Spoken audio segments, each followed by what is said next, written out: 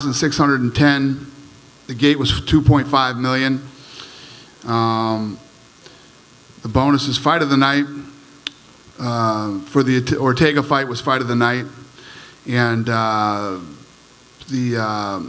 Vulcan and Jones did the performance of the night. They all won $50,000. Who's first? Dana, John Jones is back. Had a pretty spectacular performance this evening. Can you just talk about what you thought watching that fight unfold? He looked incredible. To do what he did tonight with as much time off as he's had, and even in the, if you look at the OSP fight, he didn't look like a world beater in that fight. He looked like he had, his timing wasn't there. He had a lot of ring rust. Man, he looked, tonight, in my opinion, he looked like he hasn't taken any time off, hasn't skipped a beat, and he went in against a very in-shape, motivated, mentally strong, because Cormier truly believed that the ring rust and all these other things were going to be there tonight, and they weren't. Great fight. Afterwards, I think we were kind of surprised to hear leading up to this fight that you hadn't talked to John Jones very much. I mean, with all the things that have happened. So I wonder afterwards, have you had a chance to speak with him, and has he kind of earned your confidence again, I guess? It's normal, you know. I was upset about 200 and, many other things. And, because I was upset, he was upset, or whatever the deal is, it happens. And, there was no need for either of us to talk anyway. Doesn't matter here. I've said it many times. Tito Ortiz fought here for a long time, and we weren't best friends. So it's all good. And afterwards, he had the surprise call out of Brock Lesnar in there with the mic drop moment. I guess, what did you think as that was unfolding? And is this something you would entertain? I guess Lesnar just talked to the AP and said, "Be careful what you wish for, young man." So listen, Lesnar would take 6 months for him to even go through USADA to fight. So it's fun to talk about, but the reality of it happening anytime soon, it's not a reality. I guess the opposite side of that scenario was Woodley's win tonight. It certainly didn't necessarily entertain the crowd quite as much. What did you think watching that fight? About watching what fight? The Woodley fight and beating Maya. What did you think about watching the Woodley fight? Listen, when you break a record for the least punches ever thrown in a 5-round fight, in a title fight, and you beat it by, it was like 130, and these guys threw 60 or something like that, I mean, I think that sums it up. And I guess we're seeing reports that you've been saying in some other interviews backstage that GSP, who you said was next in line for this winner, is no longer next in line. He's fighting Michael Bisping. Yep. Is that definitive? Yep. There you go. Do we have a date set for that? Because I know Michael Bisping will fight. Michael Bisping will show up and he will fight. So, yeah, I'm going to give it to him. Do we have a date set for that yet? No. Okay. And just last thing for me, not necessarily related to the card, but the things that were happening this week. Weight classes, new weight classes were recommended recently. I know this is a big night and you've got time to think about, but you've been opposed to that in the past. Would you be open to that moving forward? Maybe some new divisions in the UFC? Nope.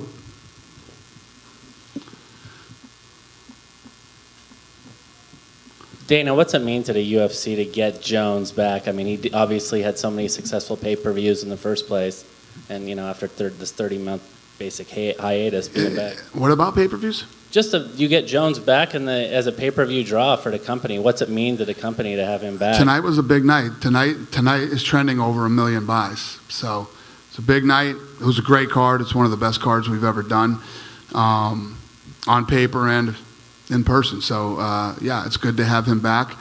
Yeah, it's good. Can you elaborate a little bit on what your decision was on Tyron's victory? I mean, I guess he can say a win is a win, and he was up here talking about all the takedown defenses he had. He said, It is true. We just had a little talk in the back, Oh, GSP just texted me.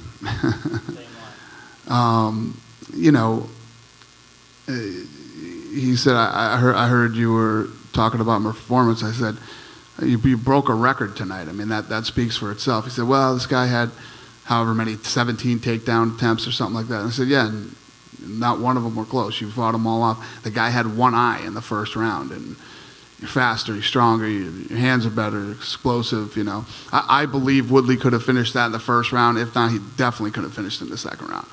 If you had a remote control for that guy, he's a freak of nature. He'd be an incredible fighter. And it's easy to say a win is a win. When you get booed out of an arena, it means people don't want to watch you fight, you know? And that's how you make a living. It's not good if people don't want to watch you fight. Dana, can you please explain to us exactly what happened after the main event when Daniel Cormier appeared to be really frustrated and you had to say something to him? Yeah, no, he was telling me that the fight was stopped prematurely, and he was freaking out on the referee. And the reality is that Cormier was out of it and didn't really know what had happened. He didn't know he got knocked out till he saw it on the replay. And realistically, if you look at that fight, he was saying it was stopped prematurely. Could have been stopped 4 or 5 punches sooner than it was. So I was just trying to get him to calm down and relax. And then he kept saying, "Why is Dana yelling at me?" And then when he saw it on the replay, that was when he found out that he had got knocked out. And how difficult was it to decide on fight of the night with Curran and Albo also on the card? Yeah, it was tough. It was tough. You know, there were so many great fights tonight, and obviously, you know, the Cerrone and Lawler fight was incredible. But in my opinion, I don't know what you guys think. It's you know, but I just thought that Ortega fight was ridiculous. I mean, those guys were standing toe to toe, blasting each other. Both guys had incredible chins. Both guys were lighting each other up, and then it ends the way that it did in that submission. I felt that was fight of the night. Yeah, Dana. Yeah. You mentioned Tyron getting booed out of the arena. With George St. Pierre having such a loyal following, don't you think that fans would actually want to see Tyron actually go up against a GSP and lose? You ask fans if they want to see Woodley fight again. I think that would be a flat-out no. Who wants to pay to see Tyron Woodley fight again? It's you know, he is an absolute physical specimen. The guy could have finished that fight at any time he wanted to, but, you know, he didn't want to take the risks. You take no risks, you get no rewards. Dana, to your right. DC clearly wasn't himself in the immediate aftermath of the fight, but it looked like he was kind of put in the position and told to do the interview with Rogan anyway. Could you just clarify that? Was that the case, and what were your thoughts on that? Did we think that his interview was what?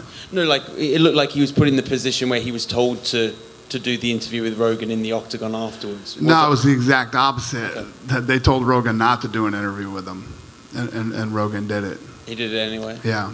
Okay. Which, you know, you got to let the guy talk, you know. It'd be one thing if I don't know. Yeah, I think you got to let the guy talk. You mentioned a little bit about the stoppage as well. Did you think that it went on for a little bit too long?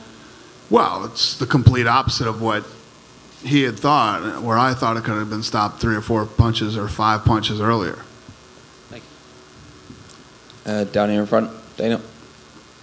Where do you think Tyron goes from here then? Like, if he's not going to be fighting GSP next, do you think there's any contenders in that welterweight division? I don't know. I don't.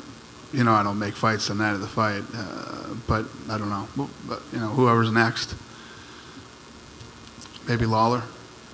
Dana, what is next for Cyborg? I don't know. I was just talking to Holly Holm back there, and what do you think, Holly? And it seems like she's interested. I like Holly versus Cyborg. I think it's a good fight. What did you think of her performance tonight? Think of Cyborg? Cyborg looked good. She was very composed. She didn't go out there crazy. She took her time, picked her shots, and, you know, I thought she looked good. Dana, what did you make of Volkan Ozdemir's just ascent right here? Ascent in the UFC. It's been less than 5 months. He has these 3 straight wins, knocked out the guy who was going to be a replacement for this title fight if something happened in the main event. Do you see him as a guy who's ready for a title shot now, or when you look at that division, do you think, you know, an Alexander Gustafsson might be next? He's looked damn good, damn good. I guess Alexander tweeted out, you know, quit calling out retired fighters. I'm right here. I'm ready to go or something. So I like to hear that. But yeah, he looked incredible. I mean, the guy's coming out, and I freaked out and jumped out. I didn't see that coming. I definitely didn't see that coming. And you guys announced the first event in mainland China today. I know you guys have been looking forward to doing an event there in a long time. What finally made this happen? What's that? The fight in mainland China? Yeah. We've been working over there for a while now, trying to get this thing done, and we finally did. It isn't easy to navigate through China. If GSP is getting Michael Bisping, I mean, there is an interim middleweight champion. Do you have any idea what you're planning on doing with Robert Whittaker? I'm so sorry, man. Say that again. Sorry, do you have any sort of plans for Robert Whittaker at this point? Robert Whittaker? Yeah. Yeah, so Robert Whittaker's knee is, he took some damage to that knee, so he's going to be out for a little while. But he still does he get the winner type of thing? Yeah. Okay. Yeah. And then Brian Ortega, you get talked So about. whoever wins that fight between GSP and Bisping, Whittaker will fight the winner. And just looking at Brian Ortega as a whole, I mean, he's looked so good in the octagon. I mean, he's got great hair. Is he a guy who you kind of look at as being someone? Yeah, he's incredible, man. His stand-up is good. He's got an unbelievable chin, and his jiu-jitsu is ridiculous off his back. And with what Cyborg did tonight, obviously her contract's up eventually. I mean, is she someone you want to sit down with pretty soon? Who do I want to sit down with? With Cyborg. With Cyborg? She said that she needs to sit down with you guys because her contract is up. Oh, is her deal done? Not done. I think she has one more. Oh, really? Yeah. I guess I better then. Okay. And sorry, finally, one more. Daniel Cormier, obviously John, said some nice words about him.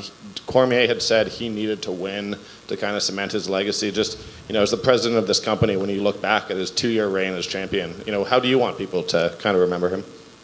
You talking about John Jones? Daniel Cormier. Daniel Cormier? Yeah, Daniel Cormier is one of the best to ever do it. I loved how Rogan said, this is basically Ali versus Frazier. So true for MMA. Two of the best. Daniel Cormier had never lost at heavyweight and had only lost to John Jones at light heavyweight, had defended the title. But I truly believe that John Jones is the best to ever do it. I think he's the best ever. And had he not had these things go wrong in his personal life, God knows who he would have beat and what he would have done by now. But without a doubt, the best. I mean, to come off after such a huge layoff and all kinds of issues and problems and to do what he did tonight, man, it's just, he's the best to ever do it. Daniel, just wondering, with yesterday you saying that the Bisping GSP fight had sailed and today obviously that being switched. That ship turned around and fucking sailed back. I was just wondering if you could clarify when exactly that decision was made to turn the ship around. Round 5. Does this affect Tara's chances in the future going forward at landing big fights if he does want to, say, fight Nick Diaz or GSP in the future? I don't know. It definitely affected this fight. That's for sure. I know that Michael Bisping will show up and fight. No doubt about it. Dana, prior to UFC 205, you were quite apprehensive to book 3 title fights on a show. Now you've done it twice in the span of, 10 months. Is this something that people can expect moving forward, these huge events with all these title fights? And then how do you really raise the bar going forward every time and for the second half of the year? I'm so sorry, sir. What was give me the cliff notes of that question. It was... Basically, will you continue to book 3 title fights now that you've done it twice successfully? Okay, 3 title fights. Yeah, I don't know. It depends. It depends on where people land, and a lot of. So when we started this year, a ton of people had just fought. We did 3 title fights on the New York card, and had a couple of stack cards back to back. Then people got injured, and yada yada, and this is just the way it worked out. When it can happen, I will do it. And it seems like this fight is the biggest victory for you guys this year. I mean, a huge success. How do you continue to raise the bar going into the second half of 2017? How can I rate the second half of 2017? Raise the bar for... Raise the bar? I don't know. Well, the crazy thing about this business is fights always pop up that you would never expect and that you would never make in a million years. If you'd have told me 3 years ago that one of the biggest pay-per-views we'd ever done would be Nate Diaz versus Conor McGregor, I'd be like... It's fucking ridiculous. How would those two end up fighting, But they did. Mayweather versus McGregor is crazy, You just never know. It happens. Go ahead. You want to go? What's up, buddy? Not too much. How you doing? Good. Okay. So when it comes to Woodley, he is going to have to fight. What did you think of Robbie Lawler, or is there anybody else that you're thinking of that maybe would be a good fight for Woodley? Yeah, I mean, right now, off the top of my head, I would say Robbie Lawler. You know, he's not getting the GSP fight, but obviously the Robbie Lawler's a great fight too. And as far as the Robbie Lawler-Cerrone fight, did you have it close? Did you have it for Robbie?